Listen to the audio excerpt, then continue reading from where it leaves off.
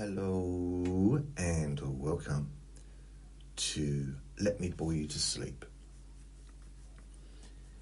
My name is Jason Newland, and please only listen when you can safely close your eyes.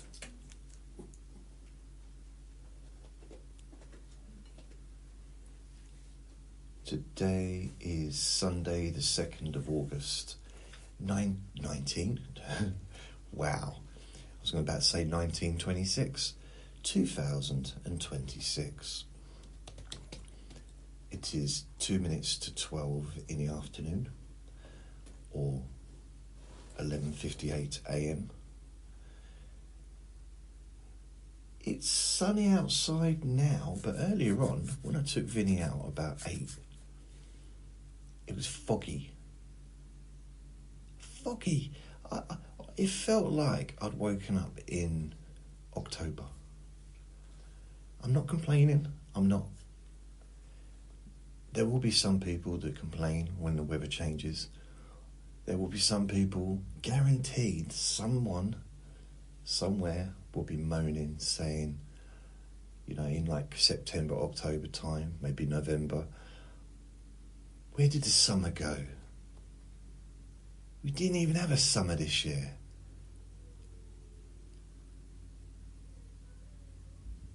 Which is absolutely preposterous. I can't say that word. Preposterous. Ridiculous. Silly. Because it's one of those years that nobody can seriously say that it hasn't been a hot summer. In England anyway. Just nobody can say it, not realistically. And that is something that I've heard for decades. People moaning, where's the summer gone? We didn't even have a summer. Even when it's been nice. I mean, this year's been exceptionally hot. To what it normally is, but still.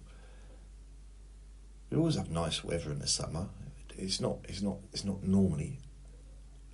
Why did I say it's not so many times in a row then? It's not. I kind of had this stammer that comes and goes. See? Comes and goes. Sometimes it happens when I'm talking to somebody and I get nervous.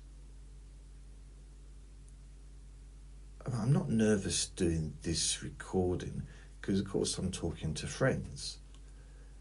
But let's say I'm talking to someone that I don't know very well, or they're in the park, or maybe it's someone that I see regularly. But sometimes I can't get the words out. And in the past, I blamed that on. Maybe it's because I don't have many real life conversations anymore. Like a back and forth. Because this is very much kind of a one-way conversation.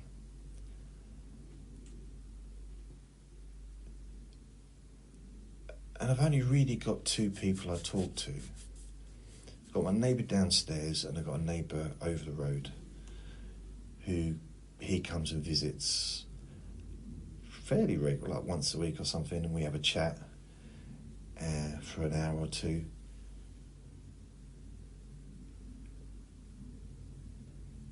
But they're the only kind of, regular conversations I have.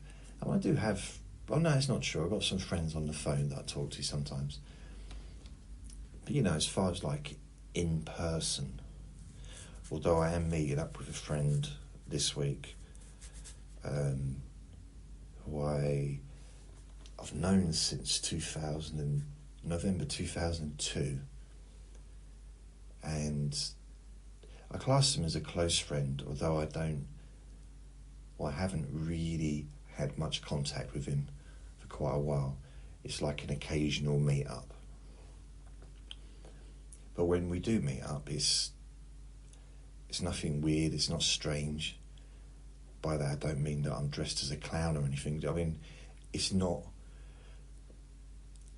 both dressed up as 16th century swordsman or whatever. No, nothing like that.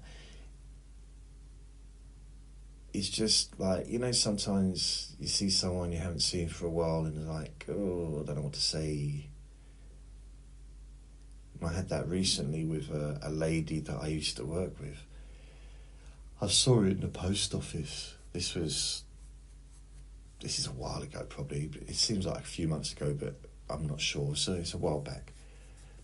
Probably beginning of the year time. And I said, oh, that probably wasn't a good start. I said, I know you, don't I? And she said, yeah.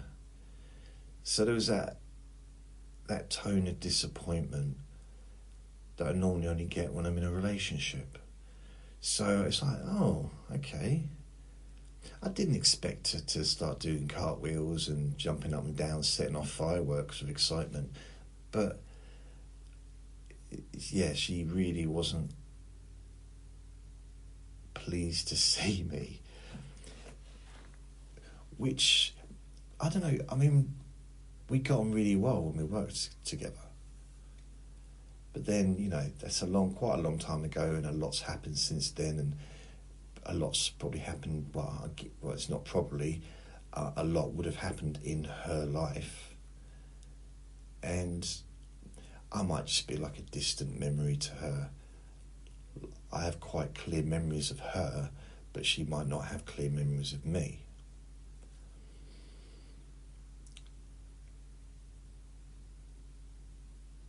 Yeah.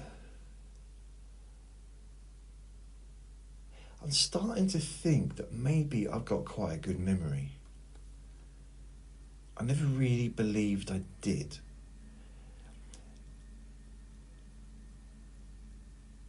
And it's not necessarily a memory, it's not, is it ideation or whatever, photographic, whatever they call it, memory. I definitely haven't got that. I can't remember every single thing that's ever happened. I find that hard to believe that anyone can, but apparently some people can. I still don't believe it. I don't believe it. I don't know why. I find it hard to believe that if I said to somebody, okay, think back to 17 years ago,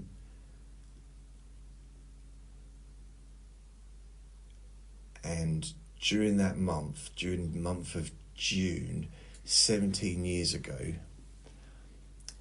you purchased something online. What was it and how much did it cost? Now that's quite a vague thing that you could answer possibly if you kind of keep track in your mind if it's a big purchase. You know, if you bought a car, then you might remember that for the rest of your life because it was quite a large purchase. If you bought a house, you know, then you're probably always going to remember the month that you moved in. I mean, I would. I remember the month I moved into this flat. But then again, I remember the months that I moved into pretty much all of the places that I lived, most of them. And I remember every single place I've ever lived. Pretty much every landlord and landlady. There's been over 50 since I left school. But then I don't remember all my teachers at school. See, so that memory's not there. So maybe it's just the things that I took notice of. So it's almost like I don't have control over what sticks. But what does stick is the things that are kind of meaningful to me. And moving a dress, starting a new job, or moving or getting sacked or being evicted, all those things were quite meaningful at the time. being at school, the meaningful parts of being at school for me was when I was 7 and I started junior school, a new junior school with my new mum and dad. And then I remember the second junior school I moved to, and then I remember the third junior school I moved to. So I went to like 3 junior schools. There's only 3 in that town. I went to all 3 just because we moved twice.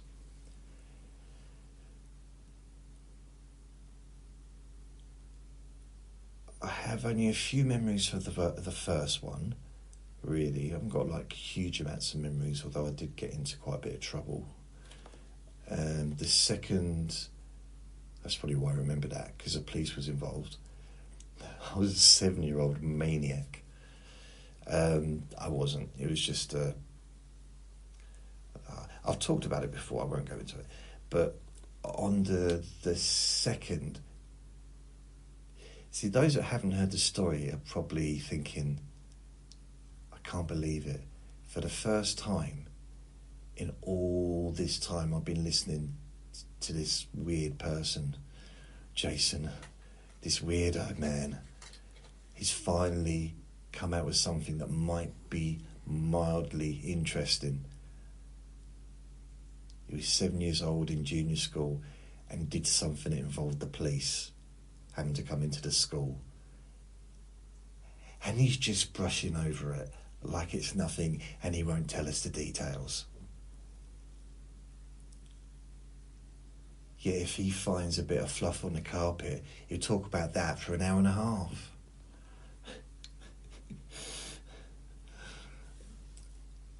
I am selective, to be honest. I don't. It's not really an interesting. I'll come back to it. If there is any stories that you think, oh, I'd love to know more about that, then you can contact me, and on my website, just send a message saying, can you expand on that particular adventure in your life, that particular boring event? The second junior school, I would be 8 when I was there. And again, I remember parts of it, a few bits and bobs. That's when I started making friends. So I was there for a year. So I was there long enough to make friends. Like, I had a best friend that lived in the same road as me. I had my two best friends that lived in the same road. One was like 3 doors up, and one was probably 8 or 9 doors up. It was like around the corner. His name was Ian, and the other one's name was Andrew. Why do I remember their names? I don't know. And I remember what they looked like as well. The thing is, I kept in contact with Andrew, who lived just about 3 doors up, because when I moved out of that school, when I was 9, I also moved out of the house. I went to a different school, so I didn't see any of my friends anymore. But I used to see Andrew. I used to visit him sometimes because I'd been visiting my nan regularly, my nan and granddad, because they moved into the house that we were living in. They took over the council house. I wonder if that's still allowed today. I know they do council swaps, but my dad had a council house. Only had it for, blimey, maybe nearly 2 years. We was there for nearly 2 years, I'd say. It was a new build. The best place I ever lived. Ever. Like as a kid. Well, my whole life really, apart from maybe this place. It's, But let's just stick to childhood. It's that was the best place I ever lived, in that house. I loved it. Everything about it. You know, it was perfect for me, really. Just everything kind of was great. School was just round the corner, a little bit of a walk, but everybody, all the kids from the estate that I was on were all going to the same school. So literally, I never walked to school on my own because there was always other kids walking. And we had a lollipop man. And me and my friends, or if it was just me on my own, would say, "What flavour's the lollipop today?" And it'd say strawberry or banana, depending on what mood he was in. Sometimes he'd just hit us with it or chase us. But generally, for those that don't know what a lollipop man is, or a lollipop lady, we just happen to have a lollipop man, but you could have either. Maybe the correct term is lollipop person, or probably a traffic controller nowadays. Basically, what they are, if you don't know, is they usually operate outside a school or near a school so that the children can get across the road safely, especially if it's like a busy road. So what they do is they get the kids to stay on the pavement, and then usually what they do is they would wait until the traffic was kind of getting clear, but if it didn't, they'd kind of slowly kind of step out, and they'd have a big lollipop, like a big stick with a big round thing, and on one side it'd say stop, on the other side it'd say go, and they'd do it. They'd have to be very careful, because sometimes if they had the wrong side up, we just all get ploughed down. But generally you've got to stop, and the cars would stop, and they'd go into the middle, right, and we still have to wait on the pavement, and the lollipop person would walk into the middle of the road and put their hand out to stop the other person. Actually, did it say go? Because I'm thinking, because they've got to stop both sides of the road.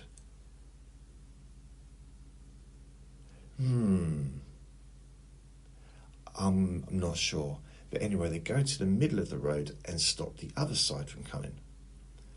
Then they'd it'd go over his hands, like, you know, when you want someone to come to you, not aggressively, but just like, you know, wiggling his fingers, basically. And we'd all kind of cross the road. And then we'd say, what flavour is your lollipop today, lollipop man? He was friendly.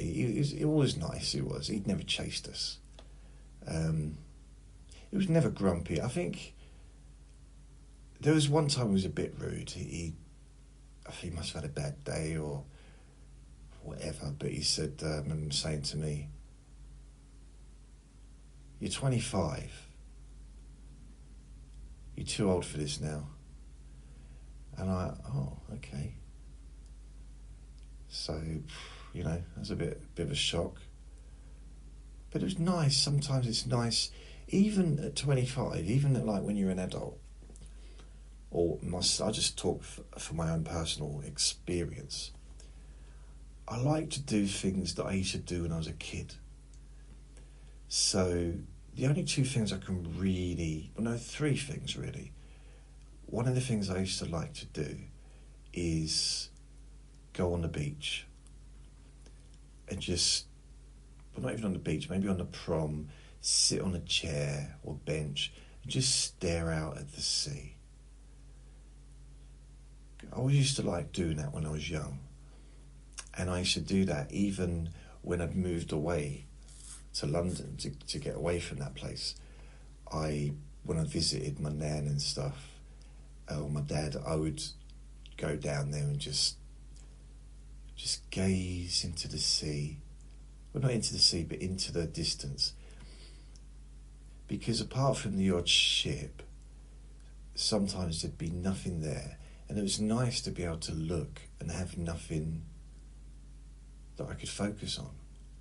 I liked that because I couldn't do it any other time, unless of course I looked at the sky. But the problem with that is I bang into things. Although my nan did say, well, you could lie down on the grass and do it. I was like, okay, it's an idea. So there's always a solution, I suppose. And another thing I like to do was to swing on, well, not on the swing, because in the park near where my nan and granddad lived and where I used to live, on that housing estate, there was this park, and I used to love that park. When I was about 8, I used to jog around it. Honestly, I just run around it continuously till I was completely exhausted and sweating and everything. I just enjoyed being on my own. It was a weird thing, really, because I was 8. I did not need the exercise. You know, I was little. There's not really any need for it, but I enjoyed doing it. And then that's the same place that so I talked about Independence Day when I first was told what Independence Day was, American independence. And that's a park where they had watermelon and burgers and barbecues and stuff, and we're celebrating because we had an air base, I think, an army base or an air base near where I lived. So that was the same park. At the time of that, I don't think they had swings right where they are or where they were. And they also moved the swings to a different part of the park because there was a field which they converted into a bit of a park as well, which was further up. That was always just, I don't know, that was a place where we used to make dens. Honestly, I loved that area. I loved that house because it was built, I mean, I didn't think about it at the time. I didn't like it. I wasn't there at the age of 8 writing in my diary, oh, I really like this nice new build house. Oh, it's so so new and fresh. And I didn't really understand about new builds, or I didn't understand about council houses.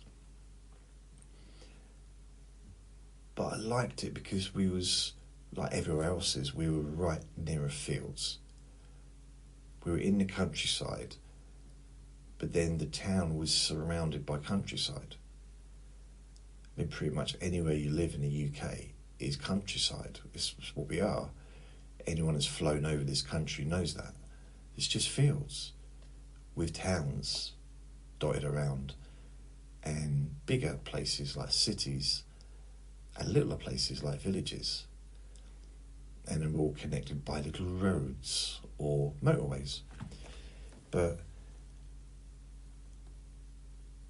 they'd clearly built in a field. That clearly used to be a field. And they'd built on that land. So there was a lot of land that hadn't been built on.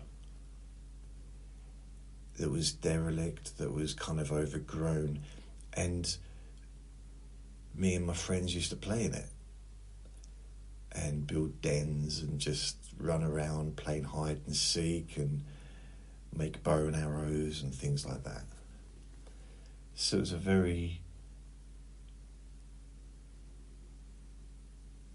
it was fun. You know, I'd be out all day on a Saturday playing. I say all day, I'd get home in time for Mork and Mindy. How did I know what time to get back? Because I don't think I ever had a watch. Unless I did. Maybe I did. I used to like Saturdays. It was very leisurely. We'd get up didn't have to get up at any specific time on a Saturday. Although generally it was a small house, so we'd all pretty much wake up the same time. Plus, I was young and I wanted to wake up early, really, to watch the cartoons. Saturday morning cartoons with my brothers, actually. And they shared a room together. They had bunk beds, and the parents were in the other room. I mean, I was in a box room. It wasn't a big room to sleep in. It wasn't really, not really a bedroom-sized room. I don't think you'd legally be able to rent it out as an actual bedroom. I might be wrong. I mean, when I moved out, I know I'm thinking of something else. When we moved out, that room, when my nan and granddad moved in, they just had it as a box room. And then when my granddad passed away, my nan had a bed in there. So I used to stay in that room. The double bed, there'd be a double bed in the spare room, and that'd be pretty much for her kids to stay in if they visited, the ones that weren't in that town, which was my 2 uncles and my 2 aunties. My dad lived in the town, so he didn't need to stay over, although he did live with them for a little while, I think, at some point. I stayed there for about a week. This is when I was living at my step-grandmother's flat on the camper bed. They basically, during that period, they went on holiday twice. They left me there the first time. The second time, she refused to leave me there on my own. So I think I might have made a mess or something. So I stayed with my nan and granddad for that week, because I was working in a chip shop as well. I felt welcomed by my nan, but not really by my granddad. I think he liked doing his own thing, he had his own routine, and I don't think he really wanted me around. But then I wasn't really around much because I was working most of the time. I was really only there in the evenings, and it was just for a week. But I've got quite fond memories of it, actually. There's one, I always got breakfast, got fed, in fact, I might have even got a cooked breakfast, which was good. There's one particular memory is UB40 had a song out called Our Own Song. And I think it was around the same time as Kingston Town, that kind of period. So it was 1986, probably around, I don't know, August, September time maybe, and maybe the summer, but it was in 1986. And I remember that there was a concert, a live concert on. It wasn't, I don't think it was live as in being broadcasted live, but it was a broadcast of a live concert by UB40. And they were in somewhere like Spain or somewhere like that. And I'm sure there was like a big castle in the background and beautiful scenery. And I watched the whole thing. I just wanted to hear him sing Our Song, because I really, really loved that song. That was, before that, Red Red Wine was my favourite UB40 song. And if they had never done Our Song, Red Red Wine would still be my favourite. And I still love it, but Our Song was I don't know I don't even know why, but I just really, really loved it. So I remember staying up, watching the black and white TV that was in the room that I was going to say rented, but I was sleeping in. Ironically, and it was on quite late, it was on about 11 or something, so I was like keeping the noise down because I did not want my granddad coming in and telling me off. I really didn't. I was scared of him. And it wasn't that he'd ever done anything. He'd never done anything to harm me. I was just scared of him because he was quite a stern, I don't know how to explain it really. I mean, he was a former soldier. I mean, not only had he served in the war, but also he'd been in the army for 12 years before the war, the Second World War. So he was a military person. And then he worked for the government after that. So he had an aura of, I'm not going to say authority, but an aura of don't mess with me. Sort of, I don't know, not really explaining it very well, but yeah, and it's the same with all the family with him. All his kids showed him respect, and even as adults, even in their 30s or 40s, even 50s, yeah, they would not talk back to him. His word was the final word. They'd definitely say something behind his back, they're like, what was he on about? But, yes, Dad, that's what they would say to his face. Because he just had that sense of, I don't know, authority. I'm not even sure if it's that, possibly. But it's not, I don't think he demanded respect, but he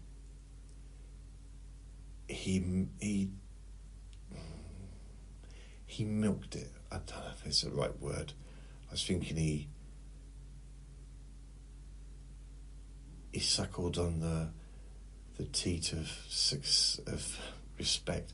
That doesn't make sense. So maybe not. And my nan was completely different to him, which is weird because I've noticed that some people, when they get married, well, not necessarily married, but when they've been together a long time, they start to take on personality traits of each other. So one might be one might be a bit negative, now one might be super positive. But after a certain amount of years, the negative person won't be quite as negative, but then the really positive person won't be quite as positive. So otherwise they've taken on each other's stuff. And maybe that's just the natural way of things. Yeah, I was thinking of someone, and it's amazing that sometimes they come out with stuff that sounds just like the person they married. And they would never have come out with something like that 30 years ago. And the reason I liked them is because they weren't anything like the person they married. But yeah. But on the flip side, the person they married has really changed in a better way. So it's kind of, yeah. Plus age as well, we changed, don't we, with age. I know people that used to be proper bubbly and all that stuff, and perhaps they're not like that anymore.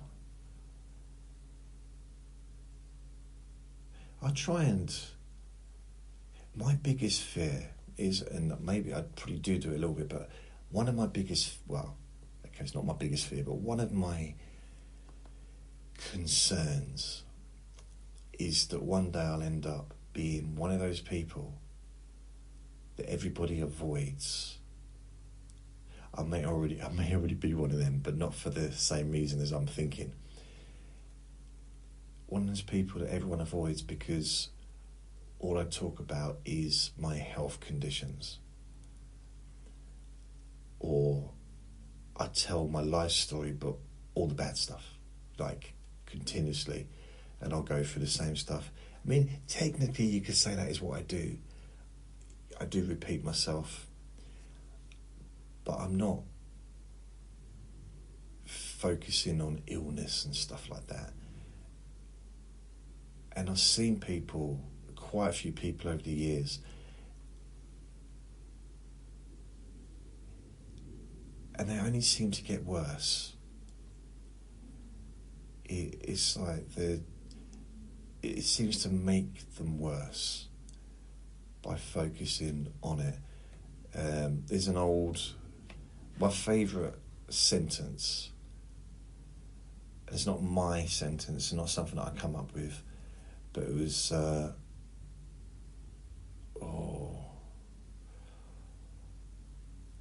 do know the name, but it's gone out of my head at the moment. But the sentence is, we become what we think about. And I do believe that, and I do try and live my life around that one sentence.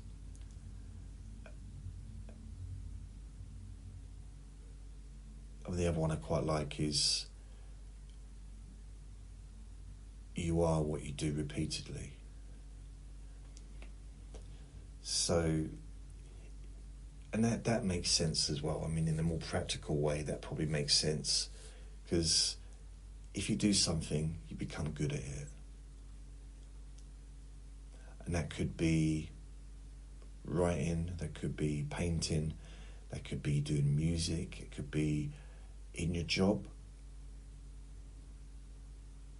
or it could be moaning, it could be complaining, it could be feeling sorry for yourself. Whatever we do regularly, we become better at it. It's just natural, isn't it? It's just like if I lost my vision for whatever reason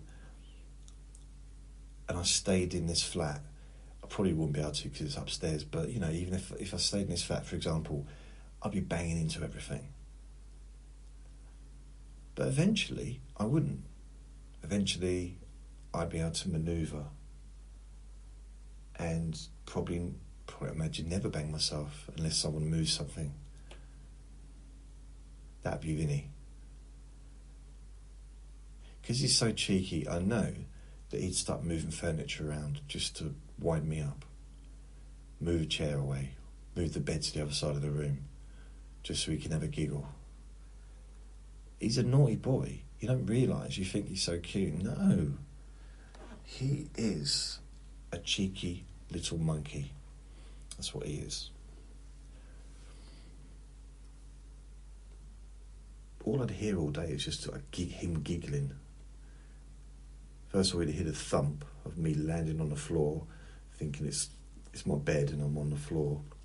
Or maybe I've landed on a table because he's moved the table there. And just him giggling. So yeah. Now, before I had a dog, I've never had a dog before. Vinny's the first time. And I used to find the guide dogs for the blind phenomenal. Like, wow. Since I had him, I honestly don't think I could ever trust a dog to help me cross the road. And I know they're trained, I know it's amazing, they're brilliant, and they change people's lives, I know that, I'm not mocking that.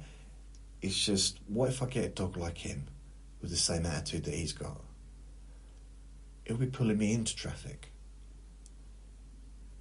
He'll be tripping me up. You know, he's like on purpose. He's a cheeky monkey. No. I couldn't trust a dog. He's put me off trusting dogs ever, because he's constantly, I mean, sometimes I'll be brushing my teeth and he'll just lie down right behind me, knowing that when I turn around I'm going to trip up.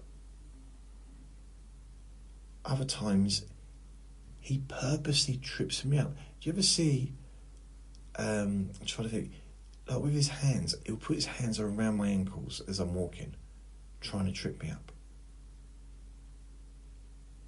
It's all a joke to him.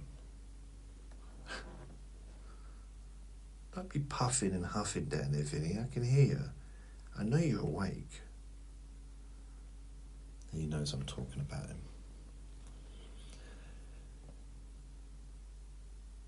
The other place I used to like to go, I used to like to play on the swings in that park in my 20s, even in my 30s. And this might sound weird because, like, you know, adults, what you do playing on the swings when you're an adult. I wouldn't do it if there was anyone else around. And I'd visit my nan. It would usually be during the day, if on my day off or whatever. And I'd just have a little play on the swing because it reminded me of being a little kid. It reminded me not just of being a little kid, but being a little kid in that park where I used to live up the road and visiting, because it was hard to forget the park and hard to forget the house because my nan and granddad lived there for decades afterwards. Well, my nan did anyway. She was there till about 2012, I think. So from 1979 to 2012, how many years is that? 25 years? 79, 89, 99, 2009. Wow, isn't it? 79, 89, 99, 2009, 10, 11, 12. So it's 33 years she was living there. Or 32 years. It might have been 2011 that she moved into sheltered accommodation. I don't know exactly. I'm not 1,000,000% sure.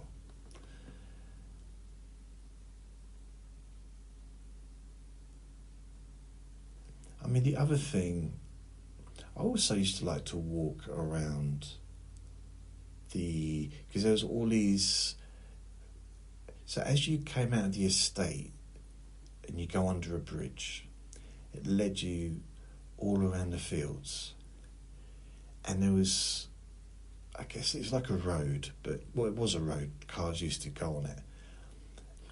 So yeah, there was a duck pond like halfway through it, and it could lead you to the complete other side of town, like absolutely miles away. And it was a good hour walk, if not more.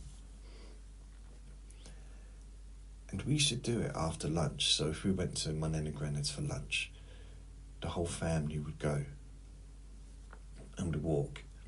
So me, my three brothers, the parents, my nan and granddad. Now my nan would be back. She'd be probably talking to me, or she'd be with us. My granddad would be about a mile ahead. He always walked ahead. He didn't talk to anyone. He just walked fast. And I used to ask my nan, why? Why is he doing that? And she used to say, shut up. No, she didn't. Shut up and eat your fish finger sandwich. No, she didn't. She's like, oh, I know. Actually, I don't know what she answered. But I did question it. I don't know if I questioned it out loud. Knowing me, I probably would have done. But we did that journey lots of times. He always did the same thing. I mean, I remember once I saw him and he was going for a long walk. And I was on my own and I kind of I didn't bump into him, but he was walking up the stairs and I was about to go down the stairs. This was the other side of town, not near the beach. He said hello and then carried on walking. So, you know, it wasn't, it was, I didn't expect him to sit me down and tell me a bedtime story or anything. I just explained to me the meaning of life. I just, that's not what my nan would have done. But then they were two very different people. My nan would have asked me how I was, and she'd have told me how she was, and we'd have had a chat. In fact, if it was my nan, I would have stayed with her and walked her home. Or gone back, she would have come with me or I'd have come with her. We wouldn't have, separated.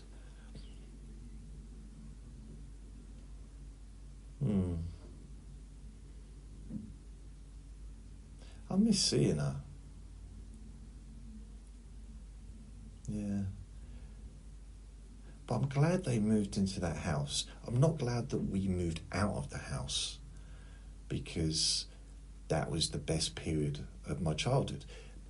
And that was probably the happiest time of the family. But if they hadn't moved in, then they'd have stayed in London, and I would never have kind of got to know my nan. We would have visited them, they would have visited us. But if they'd have stayed in London and we moved into the other house, because we had to anyway, because there was a new baby and there wasn't enough room in the house we was in. And I wouldn't have got to know my nan the way I did if she'd have been in London. Saying that, I moved to London, didn't I, when I was 20? So potentially I would have seen her more often than I did when I was in London. I didn't think about that. Because basically North London's not far from East London. London's not a big place, distance-wise. It's a big place as far as the amount of people are there, the amount of houses and the amount of buildings, the amount of roads. And it seems bigger because everything takes ages to get to because of the traffic, if during the day.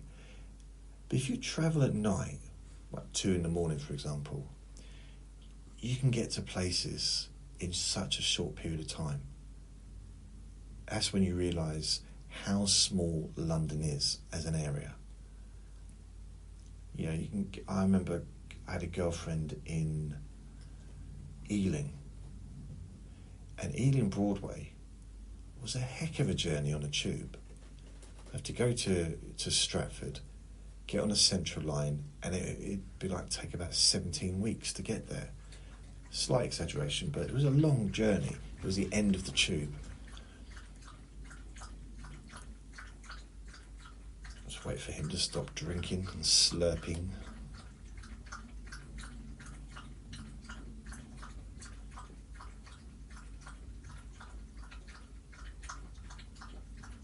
That's a lot of drinking, isn't it?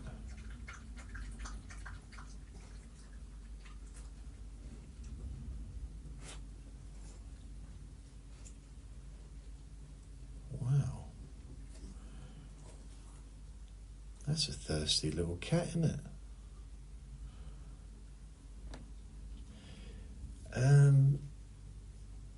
How do dogs know to drink out of a bowl?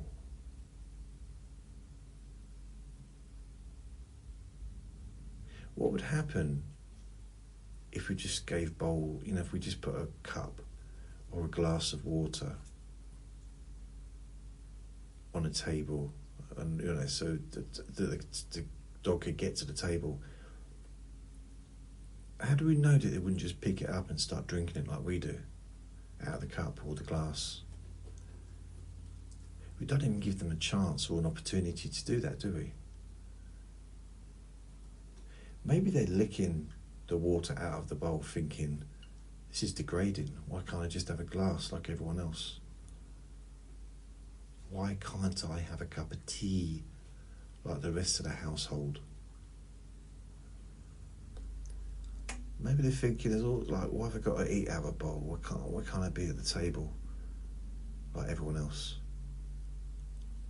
and enjoy the conversation. Some of the conversations.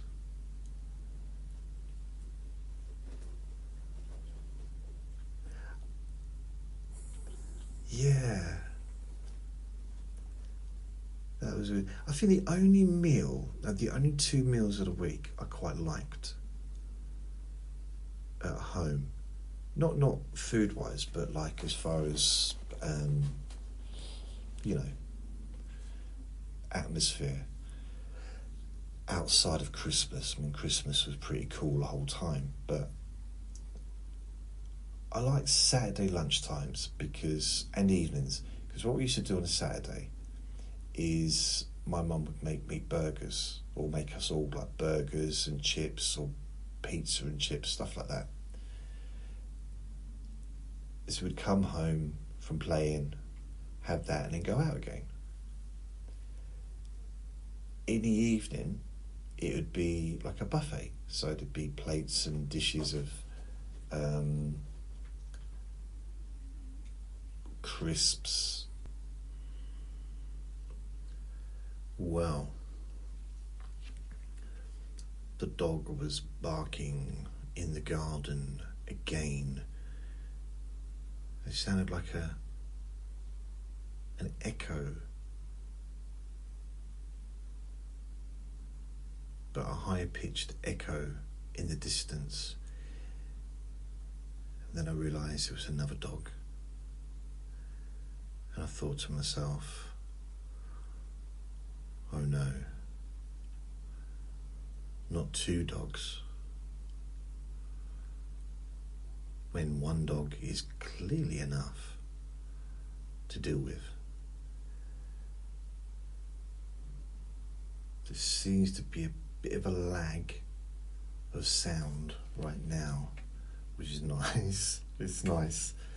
It did go on for a few minutes. Oh man. So, I can't remember what I was talking about, but the other thing I used to like to do when I was in my 20s and 30s, but mainly 20s, something I used to do when I was 8. Well, I did it all through, basically from the age of 7 onwards, really, when I moved into that house. We lived just round the corner, basically. The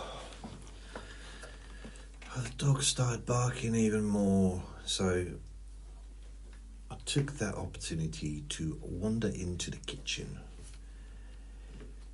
and see what I needed to order on Uber Eats, because I need a few bits.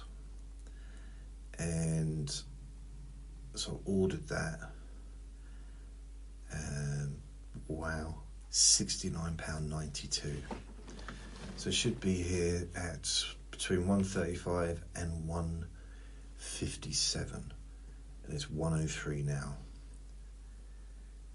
So that's good, because I've got nothing to eat, so that'll give me something to eat when I get here.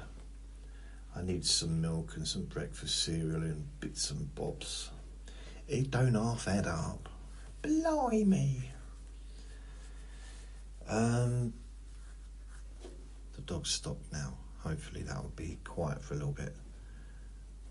So if you looked out of the bedroom window in my nan and granddad's house, or when I lived there, no, not the window of the kitchen, sorry, or the upstairs spare bedroom. At the end of the garden, there was a motorway. And it wasn't exactly at the end of the garden, but you got to the end of the garden, there was a fence. Pop over the fence, there was a walkway that you could go through, and then there was a hill, an embankment, which then led to the motorway. So you could hear the motorway pretty much the whole time, but it just got used to it. It's weird. It's a strange one, really. It never really affected me when I lived there, because I lived at the front of the house. And probably when we was in the kitchen eating and stuff, we were making so much noise that I imagine people in the cars in the motorway are probably moaning. Just like, put your fingers in your ears. We've got to go past that house, that noisy house down in the embankment. So we probably made more noise than the cars. That's what I'm trying to say in a weird way. Wow.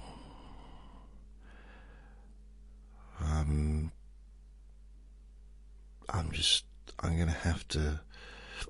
Oh, got hiccups now.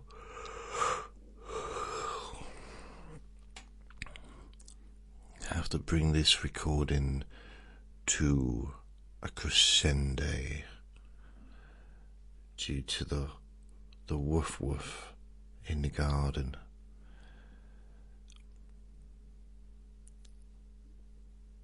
Never mind.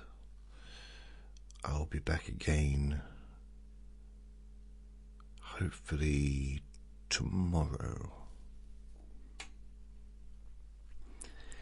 So thank you for listening, and remember to be kind to yourself, because you do deserve to be happy.